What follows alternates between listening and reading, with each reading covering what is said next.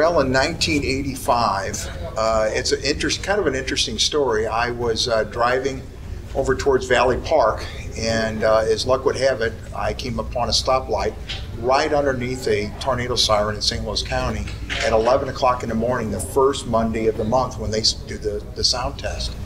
And it almost blasted me out of the car. I was heading back to Arnold to see my good friend, Fire Chief Joe Wimbermealy at that time. And I was relaying the story to him and kind of teasing him about clearing the cobwebs out of my head at that early in the morning. And I asked him, I said, there is no tornado sirens in Jefferson County.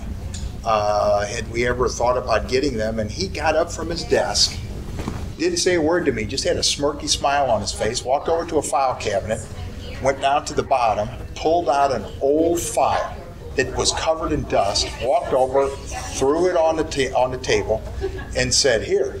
And it was a complete file on a tornado siren, complete with a application to the federal government for a grant. And it was dated 1972. Now this was 1985. And I had asked Joe, I said, well, did we get turned down for the grant? Why is it that we don't have them today? And he had emulated that 1972, the city had just incorporated and funds were real tight. We got approved for the federal grant, but unfortunately it was a matching grant. The city just didn't have the funds. So then I took the file, went down to City Hall, and I started trying to find out if that grant from the National Weather Service was still available, and if it was, what procedure we had to go through to get a new federal grant applied. And found out, yes, it was still there, but there was no money in the federal budget line for that. And at that time, the new president was President Ronald Reagan, and he was Defense Department is what he was building up. If everybody remembers, that was his priority.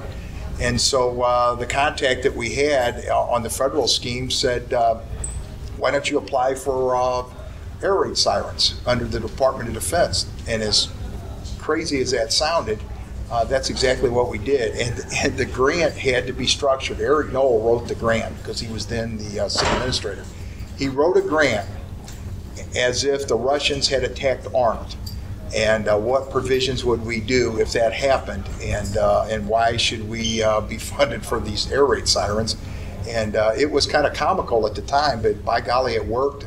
We had McDonnell Douglas, which now is called Boeing, in our backyard. We had the mapping agency down on Broadway, which was in our backyard. So strategically, I guess we were in the proximity of those important assets for the federal government. So I guess they decided Arnold needed air raid sirens, so we applied for them. We needed $10,000 is what we fell short from what the city had appropriated, and we did in 60 days a fundraising campaign and raised $10,000, and we have tornado sirens today.